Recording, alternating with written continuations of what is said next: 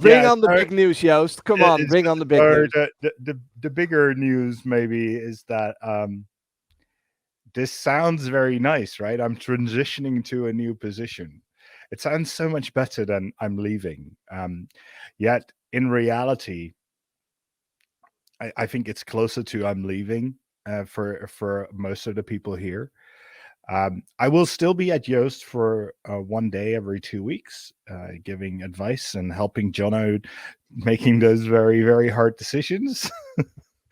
But other than that, I will be gone, and it's time for other things. Now, we will talk about that a bit more next month. Yeah.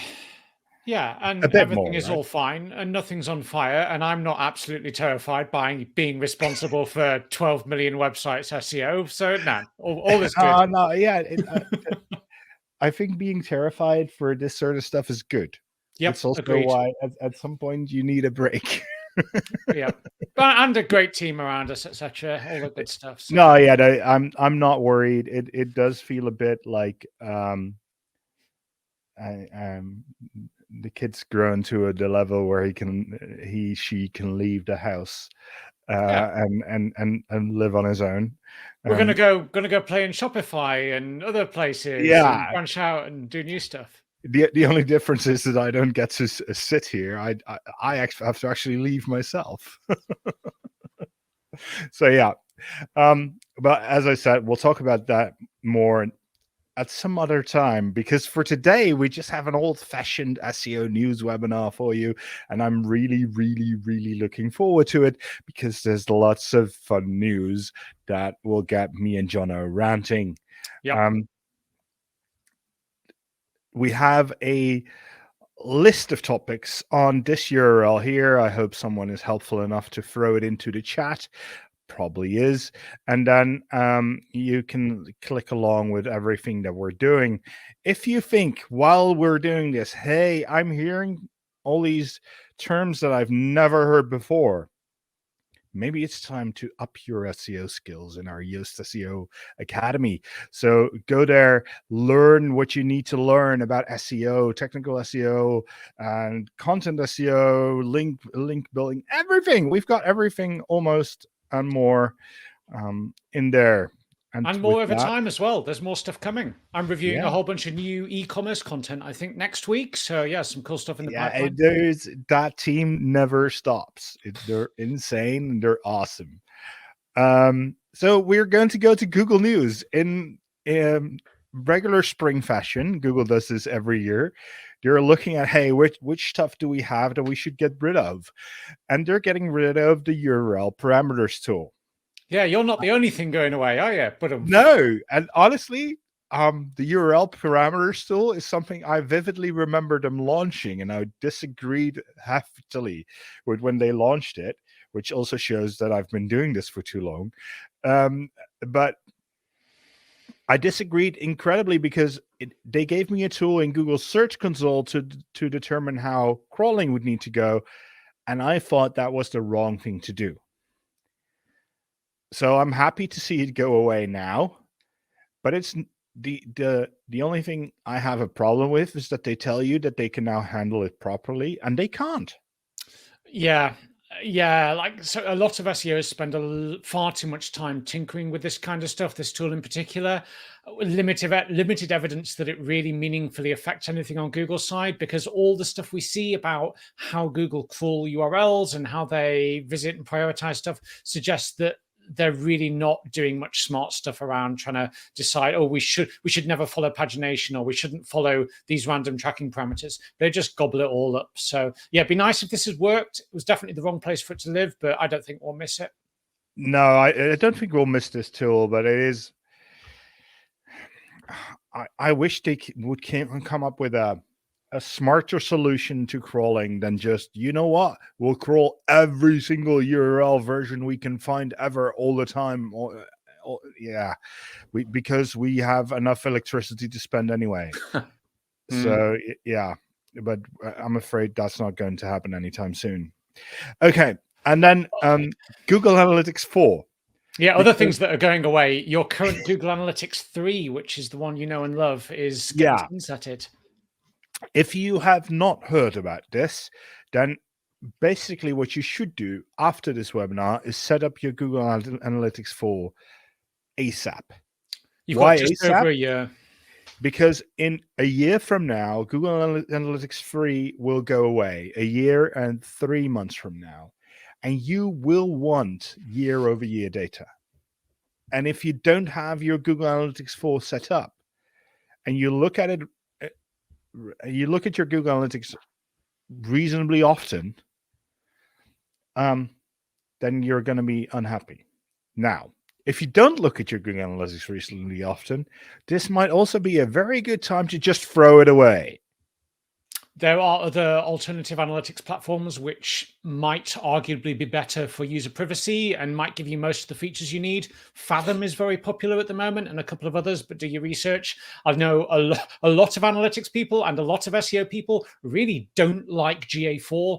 It feels like it's not really ready as a product, and it's kind of being forced on us because GDPR is a thing and global privacy concerns are a thing, and the current analytics really isn't fit for purpose anymore. So yeah, this might be a good time to review what are our analytics needs. Is GA still the best tool for purpose? I think for us, it might well still be because there's some advanced stuff we want to do with it. But if you're not in there all the time doing stuff, then yeah, something simpler might be a better bet. Yeah, I absolutely think so too.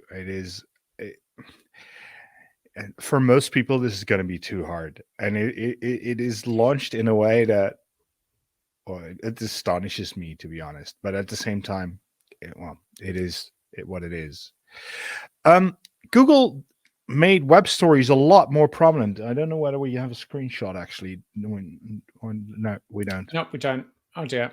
Oh well. Okay. But yeah, it's just cool. We've talked about web stories a few times, but not recently, I think. They got a lot of buzz around it when they launched. This is essentially kind of, if you're familiar with Instagram, you'll know the stories format. It's become popular on a whole bunch of other social networks. This is Google's open source answer to what if stories format, but on and in your WordPress site. And it was bumbling around in beta for ages and didn't really get much adoption. Now, suddenly overnight in the US, it's turning up in mobile search results. It's driving loads of traffic. It's a very different type of content format, a different type of storytelling. From an SEO perspective, it's really interesting because technically these are just pages. They're still just URLs with content and images. They behave in the same way as other content. But as a user, it's a very different type of experience. There's a whole new SEO strategies being born around how to best use these and take advantage. So well worth looking into and playing with. Yeah. I'm not sure I'm ready for it yet, but yeah, maybe I'm too old for stories. No, it's interesting. Google's shopping experience scorecard, which, if anything, is probably one of the most horrible product names that Google has ever put out, and that's saying something. Yeah. But I think the idea is is reasonably okay, right?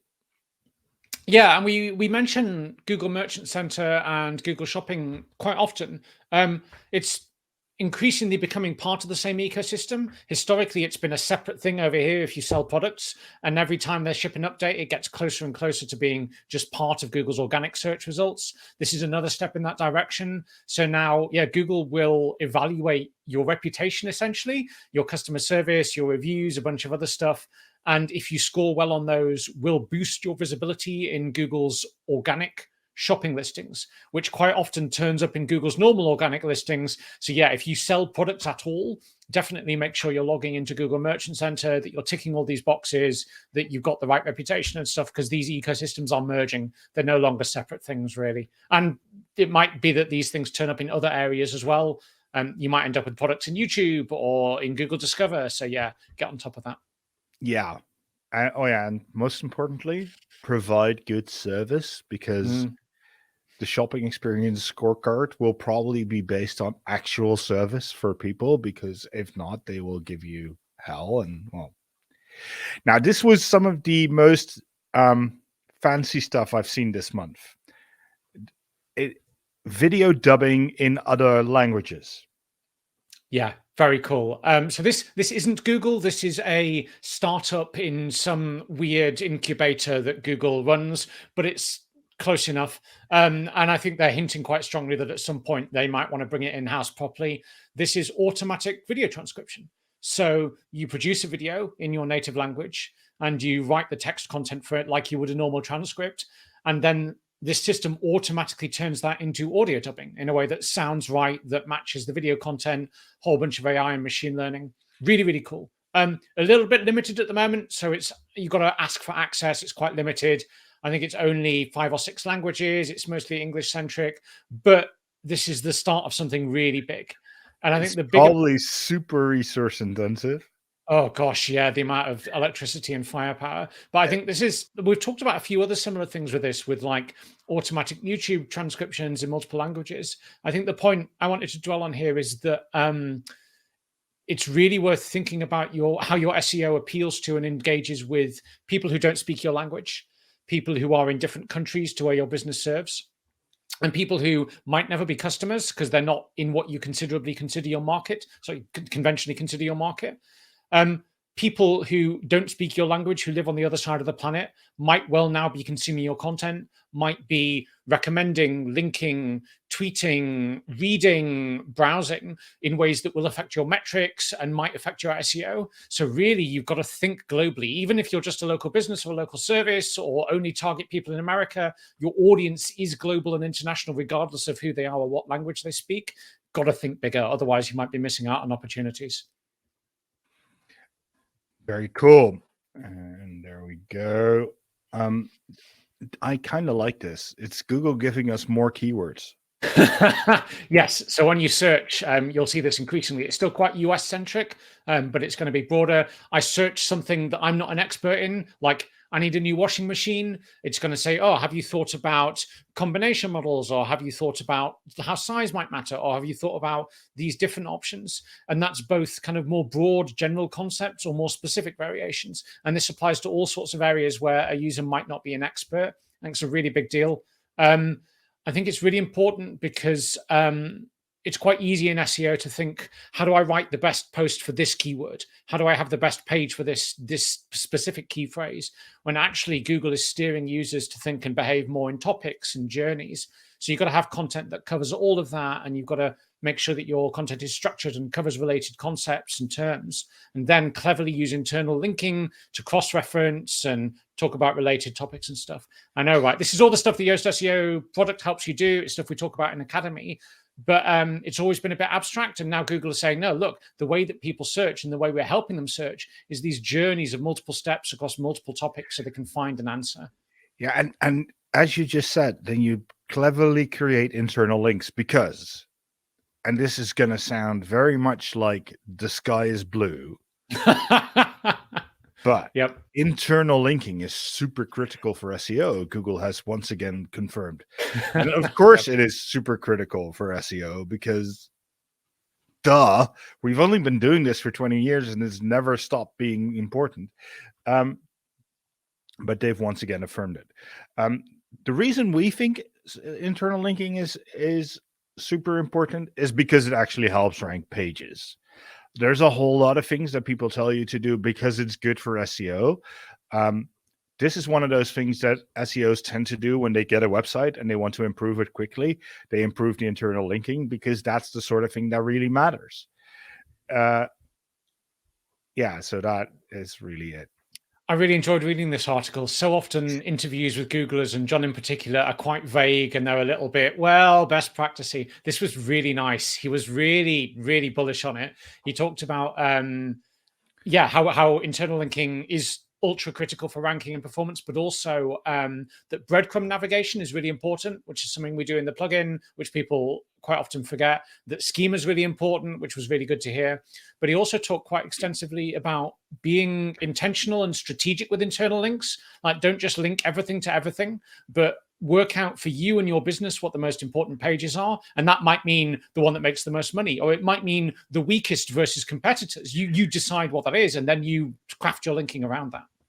Yeah. And so to do that, if you set up Yoast SEO well, And of course, if you use Yoast SEO Premium, because then you get our internal linking suggestions, you can choose your cornerstones, your most important pieces of content on your site. And those will then come up in your internal linking suggestions a bit more often, so that you link to those a bit more often and make them more important as you go along. All of this almost sounds like we know what we're doing and we've been doing this for a decade or two. Yeah, no, but I agree. It is always nice when they actually give answers. They don't very often do that.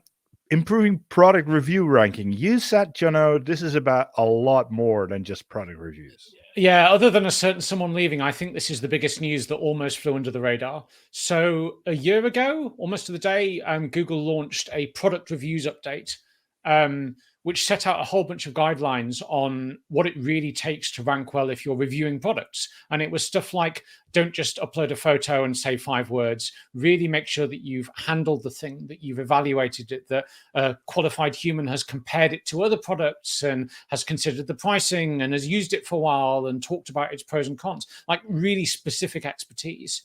And that had a huge impact on the affiliate space, on the product review market, and then kind of everyone got on with their day jobs. Now we've had quite recently an update to that, which makes it even stricter, but also a lot of signs that are suggesting this is how they're starting to think about content more broadly. This is how all content should be considered. That if I'm an e-commerce shop, my category and product pages are a form of product review. Like I'm trying to review it in a way that convinces you to buy it. Am I being honest? Am I an expert? Do I know enough about the material and the manufacturing processes and the carbon impact and how it compares to others? Really, it's worth reading these guidelines and thinking, even if I don't explicitly do product reviews, am I behaving in a way that aligns with this? Am I an expert in this? Am I demonstrating it? Even if you're just doing editorial content, the same kinds of things will apply. Like, is it really helpful in depth? Are there details? Does it help people who don't understand this sector really understand it? Is it unique beyond the manufacturer stuff? Am I providing video and audio and links to other resources? This is the kind of level we need to be operating at. And that's only going to become more normal in more parts of Google. Yeah. I've had a slide in my SEO deck I used to do on SEO conferences for about a decade. And it's one of the few slides that really hasn't changed. And it says, be the best result. Yep. And that is a very simple sentence. It's also incredibly hard. Because being the best result is something that changes. If everyone around you is upping their game, then you have to up your game as well. And for more and more search results, there is more and more competition, and more of the competition is global. So yeah, it is important. It's also hidden in articles like this by Google. Yep. Which sort of drives me mad. Yeah, this should be on the front page of Google, definitely. Maybe not the front page, but yeah, the barrier for competition is getting higher, and I think less is more. Right? So many SEOs and people focus on, I've got this big website with all of these pages. How do I push them a bit further, rank a bit higher? Actually, maybe you should just have 10 incredible pages rather than 1,000 okay pages, because it's going to get harder and harder to compete with okay. You're really going to need stuff that is exceptional if you want to stand out. Okay. And then we have a section that we don't always have, because as much as they are in the search engine business, they don't always do stuff that's meaningful. But Microsoft has done something that actually is very, very cool. This is so cool. They say research shows that half of the images on the internet miss an alt attribute. And that's excluding the ones that deliberately have a blank alt attribute where you say, okay, people with screen readers and assistive technology and vision impairments, this is just decorative, don't worry about it. 50% of all images, people who struggle to consume content visually get a message from their assistive technology saying this image isn't labeled. They're just blank. So now Microsoft in the Edge browser automatically will use their machine learning systems and AI and vision APIs to generate alt attributes on the fly. In the same kind of way that Facebook does with shared posts and stuff, but in the browser, which I think is a whole next level of awesome. Like so many people rely on kind of good alt attributes to describe visual content, and the web just sucks for them. So rather than trying to fix it one website, one webmaster, one post, one image at a time, Microsoft have just gone, you know what, we will fix this in the browser for everybody. It's not going to be perfect, but it's going to be damn good and far better than nothing. So this is super exciting. It is super exciting. It's also, it makes you wonder if we can do image descriptions automatically in a browser. Wouldn't it be cool if we did other things in the browser instead of bothering webmasters with it, like cookie control? Oh wait, we tried that. It got me slightly annoyed, but I am very happy to see them do this. I'm also a bit curious how this API works, because it does sort of probably mean that API has to be open. That's interesting. Yep. So maybe we can actually use it for other stuff. That'd be cool.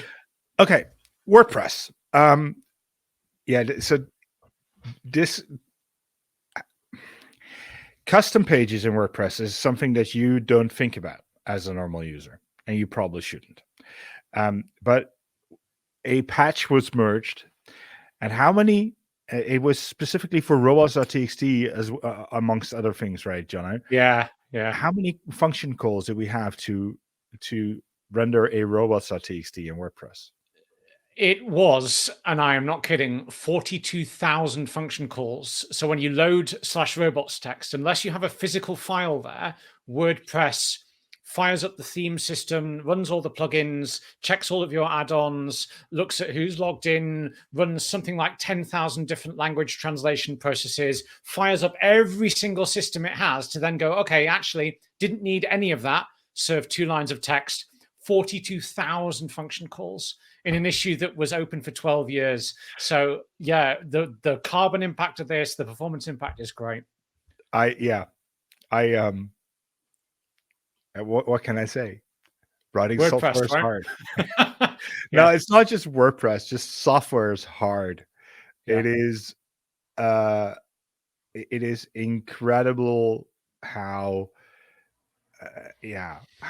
stuff like this flies under the radar, and at the same time, it's also very common for it to. In the same area of things, the team behind the performance team, the WordPress core performance team, which some of our WordPress core team members are in as well, has released a performance lab plugin. And we don't very often give plugin recommendations, but if I can give you one, this is it. Install the performance lab plugin. Just search for performance lab in your ad plugin screen. You'll find this. If your hosting is set up properly, this will add WebP support to your site. So you can upload WebP files and use WebP images, which is better than PNGs. And it does a couple of other things that you might not really notice that much from yet, but it is very cool. And slowly over time, more will be added to this plugin, because we'll slowly test more things that we can do here to make your WordPress site faster. Yeah, this is really cool. If you want to be right on the cutting edge of WordPress performance stuff, which is a weird thing to say, considering a year ago we were behind. Now this is where all of the next generation stuff is being focused, from databases to JavaScript and in between. Yeah, it's a bit beta, so stuff in here should be stable, but worth just double checking and being careful. But yeah, this is the fun stuff. It is very good to see. Okay, and now we've got social media news, and some of this is actually, it makes me a bit sad. This one in particular. Let me tell you why this makes me sad. In the last few years, Europe has gotten a lot of new laws, most in particular the GDPR. And with that, it is harder for social networks like Twitter, Facebook, and others to advertise, because they have a bit less data. Because what they're lacking more and more is transaction data. So what are all of them doing? They are trying to get the transaction back to their platform, so that the platform has the transaction as first-party data, and then they can use it to advertise against. This drives me absolutely crazy. This is in part because lawmakers in Europe don't know what they're doing. And basically with the GDPR put Amazon in the best position ever. And now everyone's trying to be Amazon as well as what they already were. And it's sort of annoying. Yeah, and it's super sad. broken. And at the same time, you probably need to take advantage of it because when it's there, because that's what marketers do. Yeah. But it's fun. I mean, you can choose a whole lot of products. It's only in the US right now, right? As always. But it's going to come more broadly, of course, because they all are. Yeah, it is. And I agree with Laurie in the chat. Everything has to be monetized these days. I wish Twitter came up with something better. But yeah. But in even more sad news, LinkTree now is worth 1.3 billion, apparently. And all it does is something called link in bio, which people do on Instagram. This is which an is just astounding amount of money. Yeah, it's really based on the fact that Instagram is dysfunctional in a way. And if Instagram changes how it works, then this valuation would suddenly go boom and go away. Yeah, and Instagram only disallows links in posts because they want to protect themselves against affiliate spam and becoming Twitter. So all of these platforms are shaping their offerings around these kind of dysfunctions of how these laws and bad behaviors are managed. And you just end up with this weird mess. But I guess the takeaway from this is it turns out that links are quite big business. So who knew? Yeah, who knew? Oh, wait, Google knew. They told us. Yep. And then even more link in bio. Yeah, this is the same thing, but a different product. This is Linkpop from Shopify, but this connects your Shopify products directly to your link in bio thing. So you can have an Instagram presence pointing to your Linkpop link in bio service, and then people can buy Shopify products directly from that. And again, it's the same premise: is how do they try and own more of that conversion funnel and that data, and just seamlessly make everything kind of weirdly a blend of social and commerce all in one. So all a bit unpleasant. Okay. Luckily, there's also some other tech news that actually made me happy. This was awesome. We've talked about lazy loading. We may be too old for TikTok. Did it just say that in the chat? Yeah, that's rude. That's not a maybe. That's for me. That's a definite. Ouch. Okay, so now recently we've added a spec in the HTML spec, the loading attribute on image elements, which allows us to determine whether images should be loaded immediately on page load, yes or no. Chrome supported it, and Internet Explorer supported it, and now Safari supports it too. Yep, really cool. Yeah, and WordPress has supported for this for a while, and a whole bunch of people have been a bit on the fence about whether they should roll out support because Safari is quite big in some audiences. And then if you're still supporting Safari audiences, you need a whole bunch of JavaScript fallbacks. You can't just rely on this. And we've not really achieved anything if you're papering over it with extra support. So now we can rip out a massive amount of JavaScript from the web. Everything can get faster. Everyone's happier. This is really, really cool. It's exactly what the browser should be doing. And this is great for everybody. Really nice.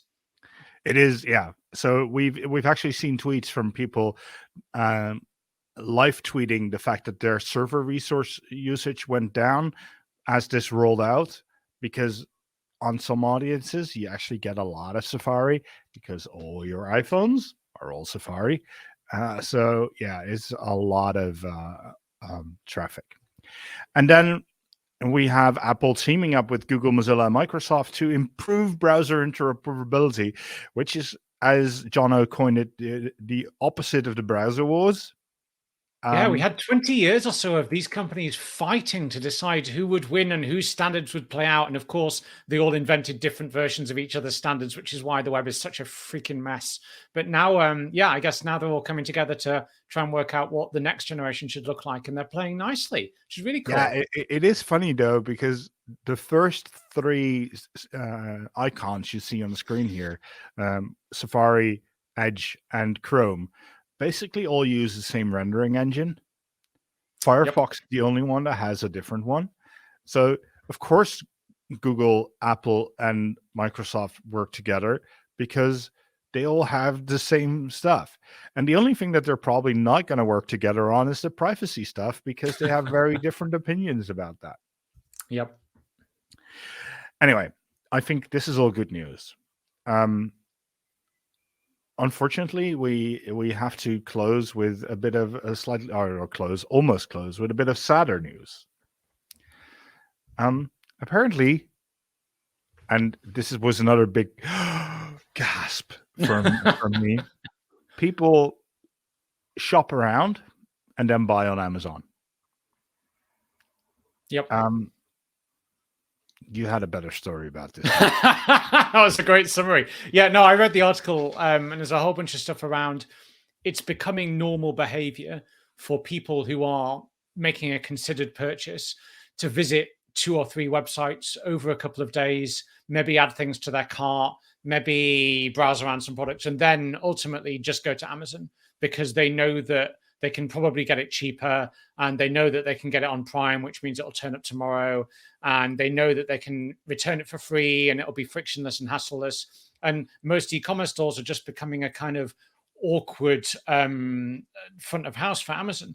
Now, tying this back to SEO, I think there's not a lot you can do to fight this, because people's default shopping behavior will increasingly be to go to Amazon because it's cheap, because it's available, because it's easy.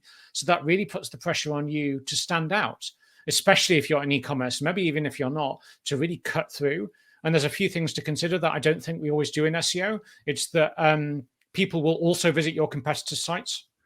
So you're not just trying to rank first. You're not just trying to be cheaper than Amazon. You're also trying to win the narrative of your users have seen comparable pages from 3 other websites from competing businesses, one of which is cheaper, one of which is better, one of which is bigger.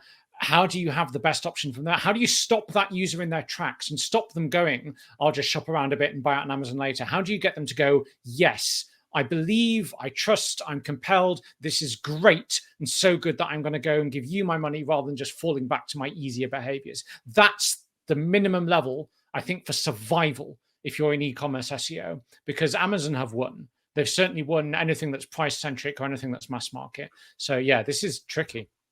Well, the thing is, in every market there is an Amazon. If it's Amazon or something else, there's something that is going to be cheaper than you. It's very hard to compete with that if you're not the biggest. But in every market, there is also room for an Apple. Yeah. Or, well, consider any other brand where you'd shop that is not the cheapest, but that you go to for a specific reason. I happily, that's not true, but I do spend a shit ton of money to get my new MacBook Pro. And I could arguably probably get the same thing at half the price if I went for a Windows machine. But the experience is just so much worse. So consumer purchase behavior is very much not just price. It's a whole lot of different things. And marketing is making sure that you know where you fit in that whole group of things, and don't try to just compete on price. And Jason says in the chat, availability trumps everything now for e-commerce online. I would add that something else is very, very important too. It's not just having it available, but when can I have it? Yeah, and that as a concept that also includes proximity, price, etc., is really strong. I agree, and that's super hard to beat. I'm moving to a new house soon. I've been fighting with multiple companies over, hey, I've ordered this. I'm waiting for 2 weeks now. I need it next week. And it just, when they say that they have next day or 2-day delivery and it takes weeks instead, that's the sort of thing that really, really upsets users. And well, service is very important, and actually doing a good job of being an online store is hard, but it is probably one of the most important things you'll do. Yep. We have some Yoast news. We've done a lot of releases, not all of them equally successful, I have to admit. But most of them contain fixes and enhancements. And I would really urge you to update just the same to the latest version, as always. There's a bunch of Shopify updates as well, aren't there? There's a bunch of new features rolled out. There's absolutely a bunch of Yoast SEO for Shopify updates, as we do all along. The good thing about Shopify is that you don't have to click the update button because we do it for you. Fancy. And with that, I see Taco appear, Yes. so maybe you want to talk about this, Taco. Yeah, I definitely do want to talk about this because at the start of the webinar, you brought the news that you'll be transitioning into a new role at Yoast, which means that this is your last regular SEO news webinar. However, after so many years being so incredibly important for Yoast, we figured that we would need to have a special webinar where we would do a bit of SEO news, but where we also properly say goodbye to you. Even though you're not entirely gone, because we can't let you go entirely, but for the webinar. So next time you will be a guest to the SEO news webinar, and we have some special things prepared for you. Okay. And I know how much you like surprises. I don't. So I'm not spoiling a thing. Anne asks, will there be cake? I'm curious now. I hope so. There might be. And for those joining us in the webinar, you might have to get your own, but there might be cake, definitely. And then I see Lori asking, we need a cool Yoast sweatshirts. Where do we get them? Do you have something to announce about that yet? Well, so we're almost there. But as you can see, I'm wearing a Yoast SEO for hoodies hoodie. And this is the first example, the first test purchase of, well, Yoast swag that will be available in our own swag store as soon as possible. Looking at legal here, please make it happen. Yes, so I'm hoping that by next webinar we'll be able to give everyone the address of the swag store. I hope so too. It would be very fun. Yes. And then we may have to print your avatar on it. I don't know, something special for the occasion. No, don't put my avatar on anything, please. After today, this is actually after today, right? This is in 15 minutes. In 15 minutes. So we're going to be fast, because after this, if you've got nothing else to do, there is a very good SEO for Ukraine webinar. Yep. Worth checking out. It's super cheap. It's all made for charity. It's got some great speakers. The content looks really good. We'll be there in the crowd. Definitely worth checking out. Very, very nice group of people. So yeah, it's actually looking good. And with that, I bow to the all, and I'll stop sharing my screen. Yeah, so we're not letting you leave until you answer just a few questions, because we already have 34 of them lined up. Wow. And we have 14 minutes because people need to get to the SEO for Ukraine webinar after this.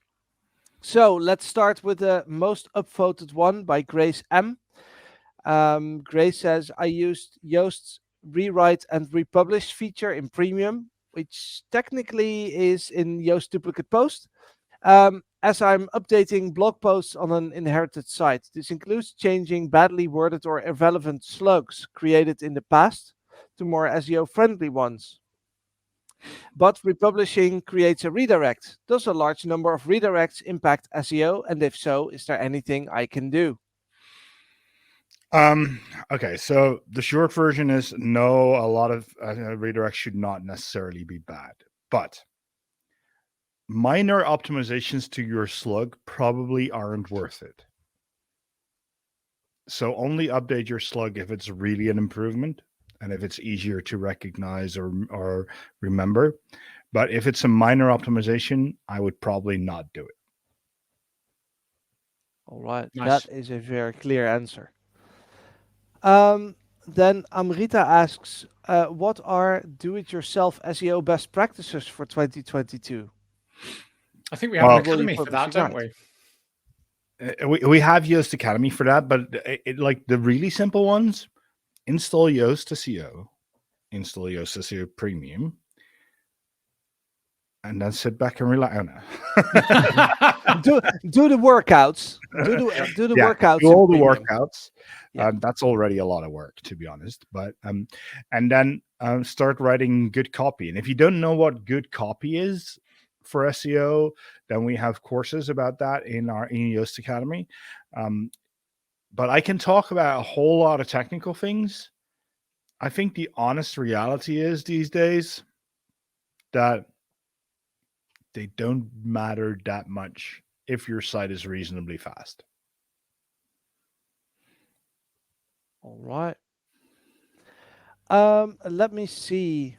A question by Mias. Is a lot of text on your main page important for SEO? Or is a link on the main page to a different page with a lot of text better for SEO? Ooh, that's an interesting one. I guess main page is like homepage, right? In which case, I think probably not the best plan. Like a homepage has quite a specific role. It's designed to help people see at a glance, where am I? What thing is this? What business is it? What site is it? What are my options? What are the maybe top 3 or 4 things I can do and help them get through to that page? And if you've got a decent brand and you've set your site up right, your homepage really should be ranking for those kind of key brand terms and not for the more specific products and services, which maybe those deeper inner pages are more relevant for. So probably don't just cram your homepage full of thousands of words for the sake of it. Put them in the right place, put them where they make sense. Yeah, this is why we're also not fans of the keyword domain sort of things. Yeah. We want you to actually build a brand, which is why your homepage is then the home for your brand, and your content should go on a deeper page. All right. Let me see. Brian asks, as a content writer, how can I help improve a client's website ranking without resorting to clunky insertion of keywords and phrases? How do I strike the right balance between beautiful copy and SEO friendly content? This is honestly not a question you should ask of either me or Jono. You should ask Marika or Wilhelmine or someone in our content team who will do a lot better job at this than we do. We do have a great course on this. Why didn't you ask me or Jono? Well, because I over-optimize every line of text I write by default because I've been writing SEO copy for the last 2 decades. I think it's probably the same is true for Jono.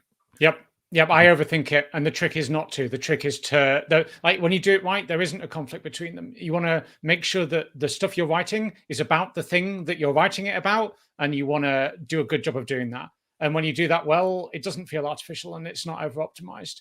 It's about staying on point and having a page be about a topic or a cluster of topics, and just doing that organically. Yeah, so stick with the writing beautiful copy is what you're saying. Yep. All right. Let me see. Oh, this is a nice question by Chris. Chris wants to know, does Google treat pages differently than posts? No. Solved. We've had that one before, actually. We've talked around it. There are some differences internally in WordPress, like does it have an author and can it be paginated and does it have other bits? No, there's no a URL with words on it is a URL with words on it. Google doesn't care. No, yeah, the whole concept of pages and posts is not something that Google sees. I wish it did. Yeah. But it doesn't. So it's just text on a page, regardless of the type in WordPress. Yep. that said, you should definitely still think about which of these is the best for my content and how does that make sense in my site structure and how do I want these to behave. But yeah, Google doesn't have a preference. All right. Let me scroll down a bit. We already talked about the recording. Yes, there will be a recording available tomorrow on yoast.com/webinar. So that's an easy one. And then Micah asks, I want to change my link structure for once and all. So I have to redirect all my URLs. I have around 600 posts and pages on my website and was wondering if redirecting all of them has an impact on my SEO. I think this is a popular topic today. It always is. Yeah, so honestly, yes, you will see a slight drop in Google for a bit. Depends a bit on how often Google crawls your site and how fast your site is, and a couple of other factors, how fast that'll go. It could be anywhere between a couple of days and a couple of weeks. This is why I usually say don't change redirects. Or don't change slugs if it's not really a good improvement. That's the same thing that you should think about here. If it's really better, then just go for it, and it will probably be beneficial in the end. But only do it if it's really better. Marginal improvements might not always be the best thing to do. While building on this, does the same apply for switching domains? So if you move to a new domain, is that also something that you should be mindful about? Yes. It takes weeks. Sometimes a domain switch takes months. It depends a bit. It depends on a whole lot of things. And if your site is relatively small, then it might not take that long. If your site is bigger, it might take a lot of time. And then again, it might also be the other way around if your site is actually spidered an awful lot. These things are hard. But if you're switching to another domain because you're improving your branding and you're improving how you present your brand and etc., then don't let that scare you away from doing it, because in most cases it's probably a good idea. It's one of the most, well, probably the hardest thing in SEO is that as soon as you get to a spot where you're reasonably good at what you're doing, branding becomes super important. And good branding is hard. Yep. And you want to do it once and do it right. You don't want to be changing it every year. No. Right. So would you suggest naming your company after yourself? Only if you never intend to leave. All right. I like that answer. All right. So I have a question from John, because we have a few more minutes, and it sounds really interesting. How does Google index spam pages that are not even in my sitemap? And how do I John, if remove only I them from the knew. Google index? So people link to it, and people sometimes link to it just to spite you. Sometimes they have reasons to spam stuff. Sometimes it's just a broken link somewhere. There's all sorts of reasons. But this is something I've been thinking about a lot. On an average site, probably about 60 to 70% of all the crawling that search engines do is absolute waste. They crawl URLs that do not end up in the index because they contain nothing, or they are copies of things that are already in the index. So I'm thinking about this a lot, and I want to change this. I don't know how yet exactly, but if we can crack this, then we could actually reduce crawling by, well, at least 50%. And if you consider that for most sites, crawling is 30 to 40% of all their traffic, that would reduce a lot of power usage across the web. So I think there's something to be done about this. I have some thoughts. I have a blog post that's almost ready to go on this exact topic on Yoast.blog. But this is controversial because search engines just do this the way they have been doing it. And they do it because they consider that sites don't know which URLs on their site contain content, instead of assuming that sites do know where their content is and only using the URLs that are in their XML sitemap. So yeah, that's probably a hint at where I'm thinking for a solution. But yeah, it is weird, John, and it shouldn't happen. All right, and we have one final question, and that's regarding the shopping experience. Is there an appeal system for the shopping experience scorecard? A client of mine is recording a completely incorrect average delivery time. I think because it's including pre-sales. Is there anything I can do to correct it? Nicola Finch asks. That is really interesting. That's a good question. Honestly, the fastest way to get a response and stuff like that is usually tweeting John Mew.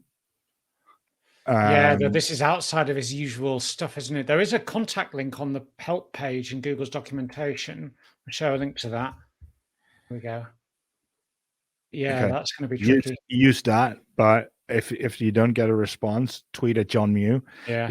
If you still don't get a response, tweet at us so we can retweet your tweet at John Mew, and so he looks at it. Yeah, because if there isn't an appeal process on this, then it's going to get spammed to hell. Like if I was a nasty person, I would be trying to work out how I could game this and manipulate it and tank other businesses. I would be ordering stuff and saying it didn't turn up. There's nasty stuff you could do here. There has to be a way to manage that. Yeah. All right. So, and on this slightly dark note from Jono, sorry, I want to thank you for today. We'll see if we can answer all the remaining questions in chat afterwards. We will put the link to the SEO for Ukraine in the chat. It's bit.ly/SEO for Ukraine. I also do want to point out that there is, again, this flashy green button at the bottom that's not very accessible. But now it links to the Goodbye Yoast webinar. So there will be one more chance next month on the 26th of April to say goodbye to Yoast. Make sure that you have your cake ready and probably a bit of champagne because we're going to celebrate everything that Yoast means to Yoast. See you next month. Nice. Bye, folks.